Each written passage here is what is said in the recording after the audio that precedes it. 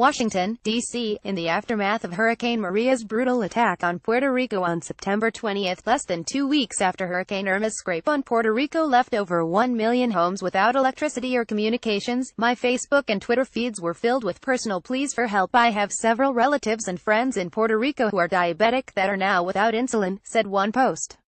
I would like to know if anyone in the group is diabetic or has a close one that suffers from diabetes and has any leftover insulin that can donate.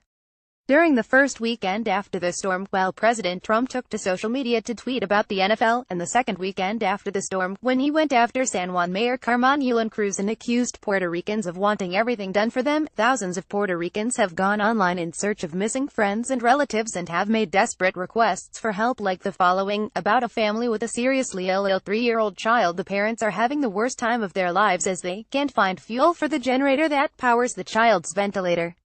They don't ask for money, they only need the help of an airline that helps him move to Orlando, Florida, wrote a person on Facebook, who added a photo of the child, praying it went viral so the family could get help.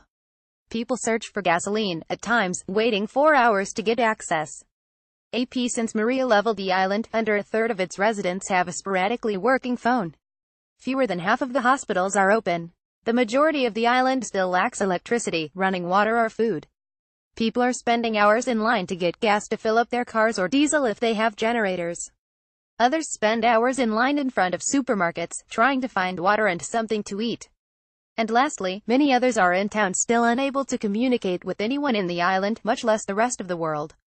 Although it is our hope that this urgent situation can be quickly resolved, it is possible that this could be the beginning of a dire public health crisis for the island. Hurricane Maria has wreaked havoc less than a year after a Zika epidemic affected 15,000 persons and a decade-long recession saw 12% of the island's doctors leave the island. Puerto Rico works to stave off a public health outbreak caused by the lack of sanitation, clean water or food while trying to reopen its hospitals less than 6 months away from falling into the Medicaid cliff. The U.S. Congress created this cliff after not providing Puerto Rico a Medicaid matching formula based on need, as it did for other states when it passed the Affordable Care Act in 2010. Related mass exodus from Puerto Rico feared after hurricane and debt crisis. Instead, it gave the island a $6.5 billion grant between $1.10 and $1.3 billion per year. This grant, considered insufficient at that time, was supposed to last until the end of fiscal year 2018. Once Puerto Rico exhausts these funds, Medicaid is expected to be capped for the U.S. territory at approximately $360 million per year. The island's government has frequently stated that this drastic reduction in funding could leave up to 500,000 Puerto Ricans without health care coverage. Yadira Sorta and William Fontan Quintero posed to what is left of their belongings, destroyed by Hurricane Maria, while their children build a room to protect themselves from the elements, in the San Lorenzo neighborhood of Morovis, Puerto Rico, Saturday, September 30, 2017. We lost everything, Fontan said. They have 3 children, 1 lives in Chicago and 2 live with them in Puerto Rico. Ramon Espinosa AP Due to its prolonged recession, Puerto Rico has lost 10% of its population, and a significant portion of those who left are of working age. This has left the island with a larger percentage of residents who are over 60 than any U.S. state, as well as twice the rate of residents reporting fair or poor health.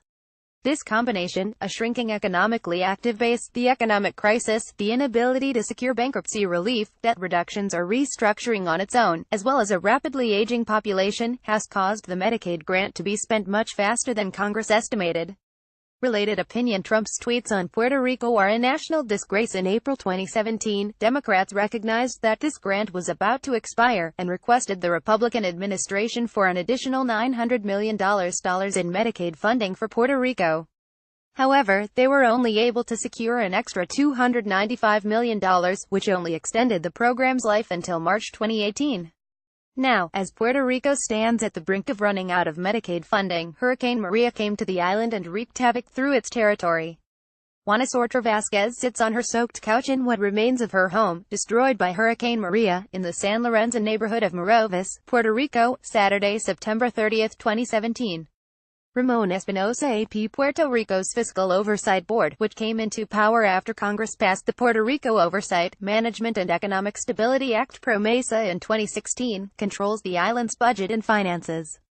The budget approved for Puerto Rico in fiscal year 2018 called for a reduction in the island's budget by 9% over its previous one. However, this shrinking budget did not take into account a crippling hit like Maria, which, according to Jennifer Gonzalez, Puerto Rico's resident commissioner and lone non-voting representation in Congress, set Puerto Rico back nearly 20 to 30 years. Related medical team races to find Puerto Rico's most vulnerable. The time to help Puerto Rico is now. Unless Congress provides full Medicaid funding for the island, either thousands of Puerto Ricans will be at risk of perishing due to lack of health care, or thousands more individuals and families will leave to the continental United States in search of medical services. After Hurricane Maria, Puerto Rico faces significantly higher chances of a public health outbreak.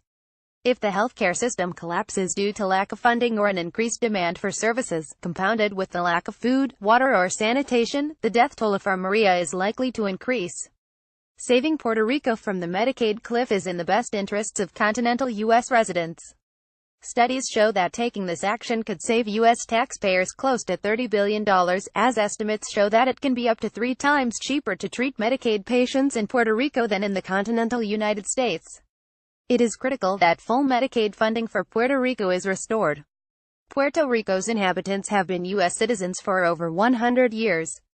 No Puerto Rican, U.S. citizen, or for that matter, any human being, should depend on his or her photo going viral in order to receive life-saving medical care.